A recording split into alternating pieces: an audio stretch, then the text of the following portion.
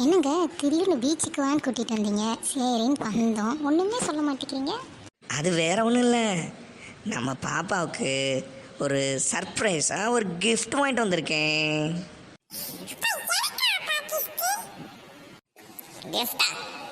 அவளுக்கு மட்டும் கிஃப்டா? எனக்கு வாங்கலையாப்பா? எப்போ பார்த்தாலும் அவளுக்கே நீங்கள் எதுனாலும் செய்றீங்கப்பா. எது வாங்கினாலும் அவளுக்கு மட்டும் வாங்கிட்டு வரீங்க. அவள் மட்டும் தான் பிள்ளையா? நான் பிள்ளை இல்லையா? தம்பி கோவப்படாத, பாப்பாவுக்கு ஃபஸ்ட் ரேங்க் வாங்கினா கிஃப்ட் வாங்கி தரேன்னு சொல்லியிருந்தேன்ல, அதான் வாங்கிட்டு வந்தேன். ஏன்டா தம்பி அப்படி சொல்கிற? அப்பா அவளுக்கு மட்டுமா செய்கிறாங்க? உனக்கும் தான் ட்ரெஸ் எல்லாம் வாங்கி தர்றாங்க. நீ ஆசையாக எது கேட்டாலும் வாங்கி தர்றாங்களா இல்லையா? ஏன் நீ ஏன் இப்படி பேசுகிற? எனக்கு என்ன இப்போ வாங்கிட்டு வந்திருக்காங்களா? அவளுக்கு தானே வாங்கிட்டு வந்திருக்கீங்க. எனக்கும் சேர்த்து வாங்கிட்டு வந்துருக்கான்ல. அவள் ஃபஸ்ட் ரேங்க் எடுத்தா என்ன, எனக்கும் வாங்கிட்டு வந்திருக்கலாம். அப்படி இல்லைடா தம்பி, ஃபஸ்ட் ரேங்க் எடுக்கிறவங்களுக்கு அது ஒரு தனி கிஃப்ட். அப்போ தானே சந்தோஷமாக இருக்கும்.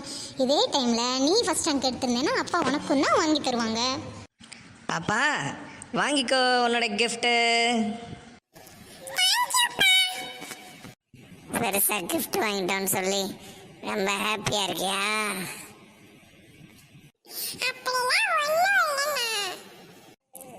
அந்த கிஃப்ட்ல என்ன இருந்துச்சு?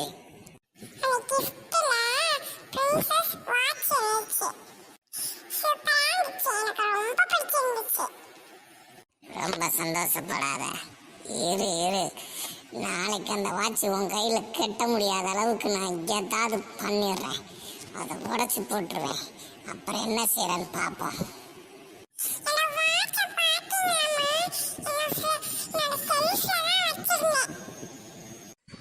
எந்த வாட்ச் பாப்பா? அம்மா பார்க்கலையே.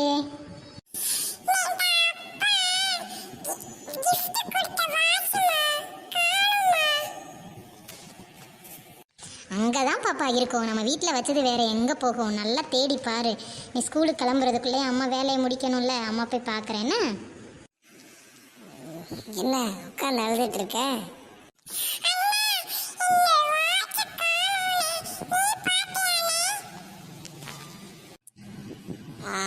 நான் தான் உடச்சி போட்டேன். உனக்கு என்ன வாங்கினாலும் சரி, அதை உடச்சி போட்டுருவேன், தூக்கி போட்டுருவேன். எந்த பொருளையும் பாரு, நீ வந்து புதுசாக வாங்கின எந்த பொருளையும் நான் தான் உடைப்பேன்.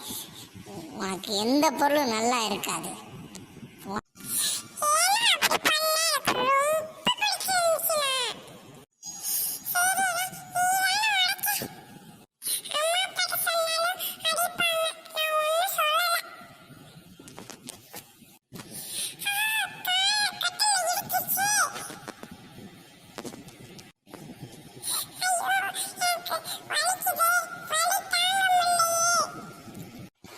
கட்டில் இடிச்சிச்சா? நல்லா இடிக்கட்டும். எதுனாலும் உனக்கு தானே இருக்காங்க, எதுனாலும் உனக்கு தானே செய்கிற மாதிரி இருக்கு. எல்லாம் நல்லா இடிக்கட்டும். கட்டில் சந்தோஷமா இருக்கு.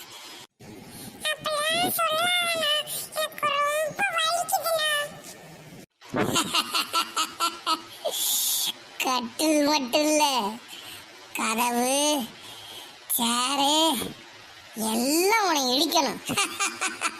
ரொம்ப ரொம்ப சந்தோஷமா இருக்கேன். உனக்கு அடிபட்டதை குறிச்சு ரொம்ப சந்தோஷமா இருக்கு.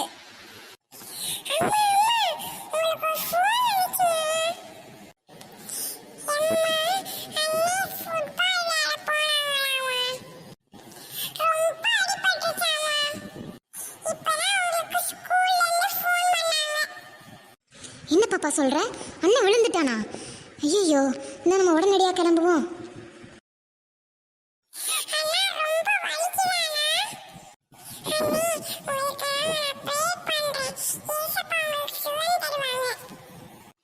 ஆமா பாப்பா, எனக்கு ரொம்ப வலிக்குது பாப்பா.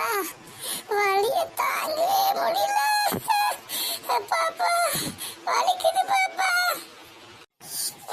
ஸ்கூலுக்கு போய் மிஸ் சொல்லி கொடுத்தது எல்லாத்தையும் கேட்டுட்டு வந்துடுறேன். கவலைப்படாத, நீ ரெஸ்ட் எடு.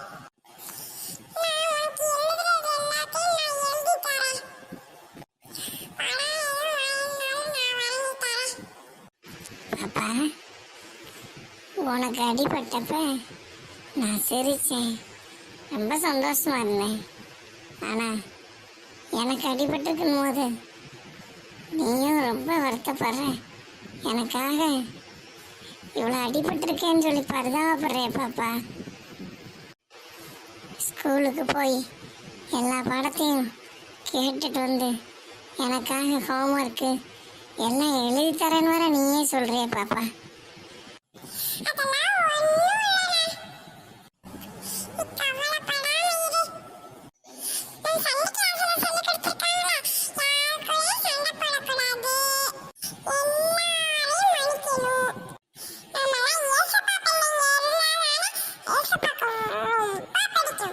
ஆமா பாப்பா, நீ சொல்ற மாதிரி தான் சரியான விஷயம்.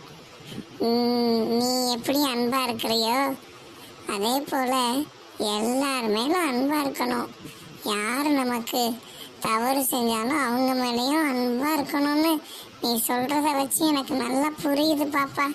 நீ சொல்றது மாத்திரம் இல்லை பாப்பா, அதே போல செஞ்சு நடந்து காமிச்சிட்ட பாப்பா. ஆமா பாப்பா, சண்டே கிளாஸ்ல எத்தனையோ தடவை வசனம் கேட்டிருக்கேன்.